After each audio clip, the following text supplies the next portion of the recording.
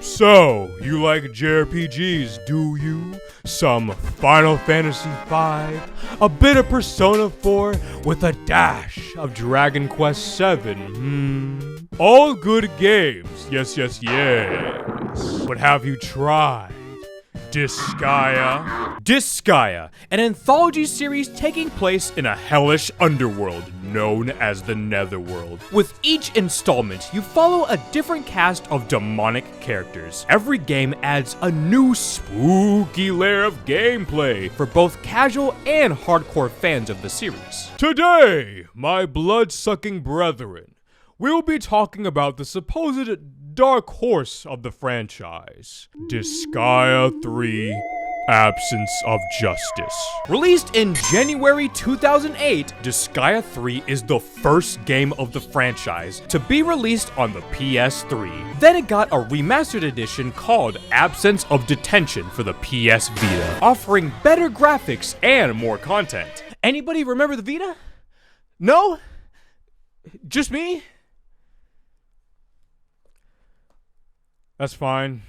Finally, in 2015, the game was put into a triple play collection containing Disgaea 4 and Disgaea D2. Out of all the Disgaea games, number 3 is the one I remember the least. At the time, I didn't much care for the game and just sped through the story, which is downright evil. Tonight, we'll be uncovering the truth.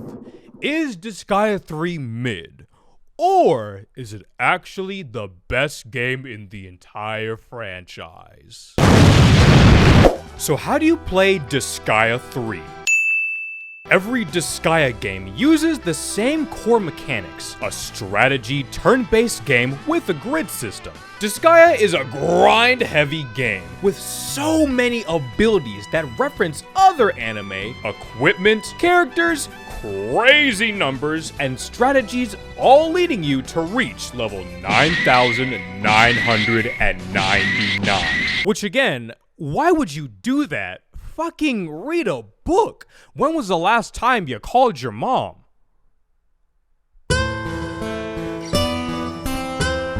Once again, the equipment shops provide funny descriptions of the weapons. Oven mitts, convenient for holding hot casseroles. Gadget shooter, found in the dumpster. Training spear, literally made of cardboard.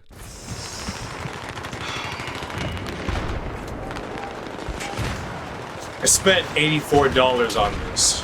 The most annoying part about early Disgaea games is that until I believe Disgaea D2, the item shop was randomized. So it was really hard to get or even know what the latest equipment that was available was. The biggest changes with Disgaea 3's level design is its focus on the geo blocks. The geo system affects the map by adding different buffs or debuffs depending on what block is on what color. So many levels require your smooth baby bottom monkey brain to think about how to effectively use the geo system to your advantage. If you throw a geo block on a group of similar colors, it will cause those blocks to be destroyed and deal falling damage. The biggest addition to the game and the franchise as a whole is the Magichain system, the ability to turn your monsters into weapons. Each monster is assigned a specific weapon type that'll change with each game. Prinnies and zombies make guns, a sludge and an orc become a sword. Floral beasts and succubi make spears, the list goes on. And every monster even has its own unique attack when it becomes a weapon.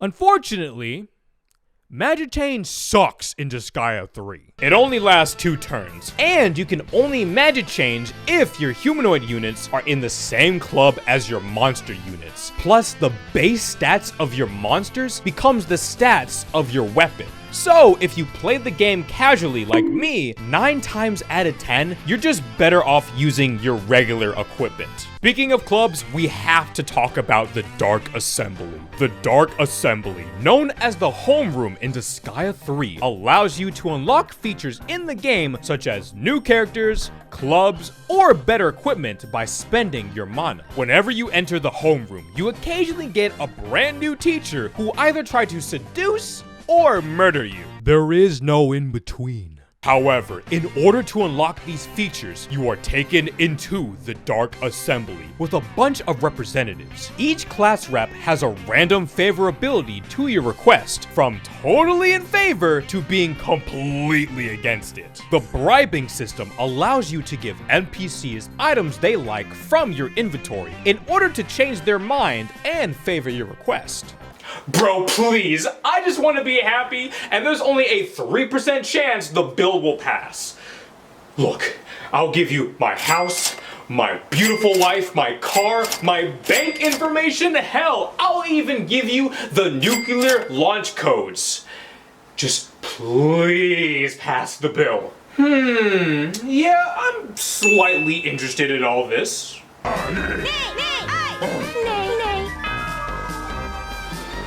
I fucking hate this game. Finally, we have Class World, a feature that is often used throughout the main story of the game. The item world puts you in a dungeon with seemingly unlimited floors. The goal is to increase the power of one of your items. Class World does the same thing, but for your characters. Completing up to 10 levels allows a specific character you choose to gain one of several upgrades, new weapon skills, or increased stats like movement, jump, and throw range.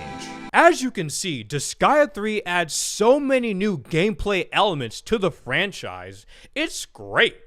But this is the Halloween special. What sort of hellish tales await us in its story?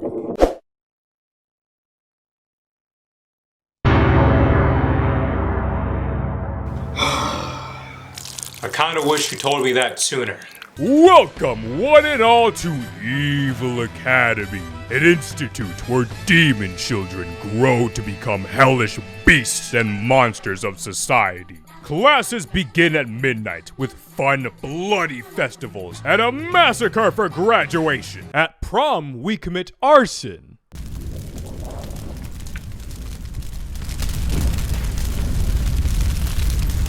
Why did you burn my house? Because I love you? God, why do you always have to question shit? Can't do nothing nice. Ungrateful. In Evil Academy, honor students are recognized for their good deeds of skipping class and just being a huge piece of shit. Meanwhile, the ungrateful delinquents ruin it for everyone by going to school, getting good grades, and worst of all, trying to build a better future for their community? POV, I catch you wanting to better yourself as a person? Stop that. What's wrong with you? Do drugs. Moving on to our main cast. The story stars Mao, an evil gamer boy genius with an EQ of 1.8 million. His goal is to kill his father, the Overlord, for destroying all his manga and video games. With the glass ceiling broken, all the oppressed groups shall prosper, especially the most oppressed group of all, gamers. All in favor of removing Father's Day as a worldwide holiday?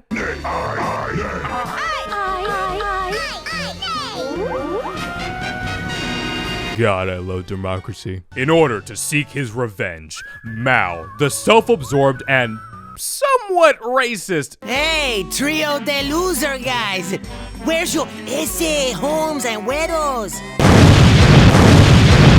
scientist must open his heart and learn what it means to be a hero from the bitch-made fake hero Almaz, who you meet in Chapter 2. Almaz loses his title of hero to Mao and must recover it quickly or else he will turn into a demon. Throughout his journey, he learns what it means to be a true hero. Of course, a hero is not without a rival. Introducing Rasburl and her assistants, notorious delinquents who try to force Mao down the dark path of self-improvement and general kindness. Absolutely disgusting, worst character in the franchise. Next up is Mr. Shampoo, the home ec teacher who puts his heart on his sleeves, a fiery cook with a burning desire to help out his students via the use of cooking metaphors. What happens when Princess Peach and Jason from Friday the 13th have a child? You get Princess Sapphire, a beautiful ice queen with a cold heart to match. She joins Evil Academy to learn how to kill Mao's dad. Tears. I've never cried once in my life. I couldn't cry, even when many heroes passed away, challenging the Overlord on my behalf, but I can't shed a single tear for them either. This entire cast desperately needs therapy. After replaying through a good chunk of the game, the story is fine, but it's nothing mind-blowing. I do enjoy Mao's story and the mysteries surrounding the trauma he's hiding in his heart. Everything else is kinda meh in all honesty, but I do enjoy the wacky antics with Evil Academy. Gameplay-wise, Disgaea 3 is awesome. Like, it adds so many new mainstays to the franchise as a whole. Story-wise, it is fun, but honestly nothing exciting. Like, a lot of people call Mao Discount Laharl. And that's Disgaea 3.